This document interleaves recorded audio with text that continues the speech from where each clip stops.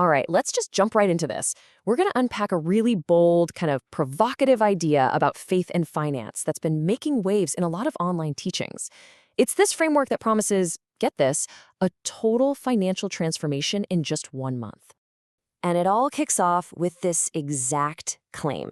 Seriously, you will become a millionaire in 30 days. Now, this isn't pitched like some motivational poster. It's framed as something way more direct, way more certain.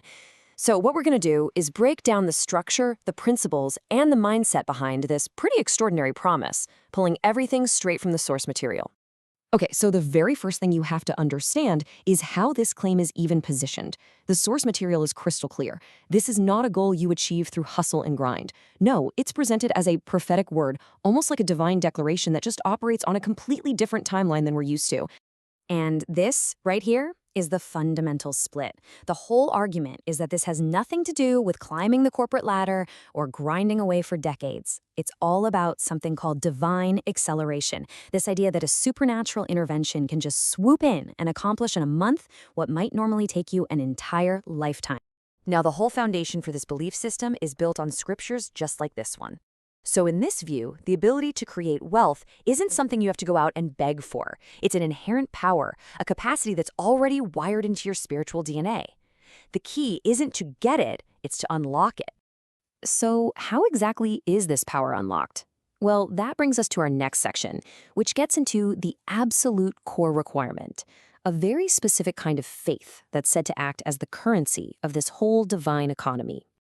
And they call this concept kingdom faith. Now, it's so important to get this. This isn't just wishful thinking or, having a positive attitude. It's described as an active force. Think of it like a spiritual currency that you actually have to spend before you see any kind of return on your investment. It's all about acting on the promise before you have a shred of physical evidence that it's real. This slide really illustrates a recurring pattern that the source material points to over and over again in Scripture. You see it in these stories. An active faith, like gathering up a bunch of empty jars or letting down empty fishing nets after you've caught nothing all night, that had to happen first. The argument is the preparation has to come before the provision. So the takeaway here is really simple. Favor doesn't just fall out of the sky randomly. In this framework, divine favor is a response. It actually follows the initiative of faith. Faith has to go first, and only then is the favor for this kind of supernatural increase actually released. So, okay, if faith is the currency, then obedience is the action that, completes the transaction. This next section is all about the practical, hands-on application of that faith. And within this framework, obedience is basically the trigger mechanism. The whole premise isn't that you're trying to earn a miracle, but that you're signaling your alignment, that you're ready. An act of obedience, even if it seems really small, is seen as a message straight to heaven that you actually believe the promise and you're prepared to receive it. And the teachings pull out a ton of examples to support this. And you start to notice a theme here, right? The instruction often seems completely illogical. I mean, stretching a stick over a sea, filling jars with water when you need wine, marching silently around a city. None of these acts made logical sense, but they were the required triggers for the breakthrough. And there's a real sense of urgency that comes with this. This quote from the material really emphasizes that hesitation is actually a form of disbelief. The idea is, when you perceive an instruction, the response has to be immediate to keep that divine momentum going. Which brings us to the internal work. Because look, before any of these external actions can be effective, this viewpoint argues that there has to be a profound, deep, internal shift in how you think about yourself and about your resources. And this slide gets right to the heart of that internal transformation. It's all about moving from what's called a wilderness mentality, basically thinking like a slave who is just trying to survive, to a promised land mentality, where you see yourself as a steward of total abundance. The logic is pretty simple. You can't step into a new reality if your mind is still a prisoner of the old one. And a huge piece of this mindset shift comes down to the power of your words.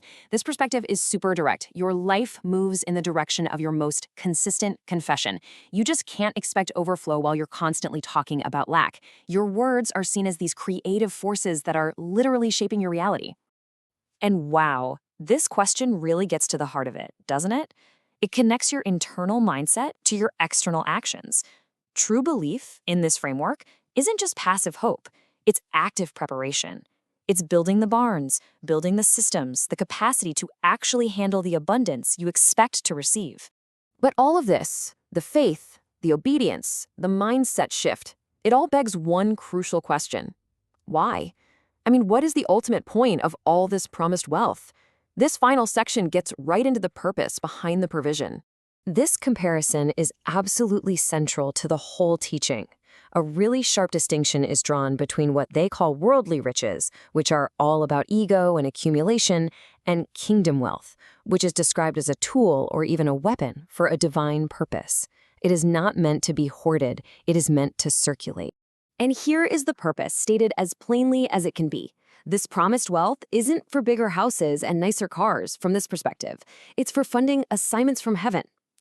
Ministries, charities, big visions that have an impact way beyond your own personal comfort. The idea here is that God is raising up financiers for his work on earth.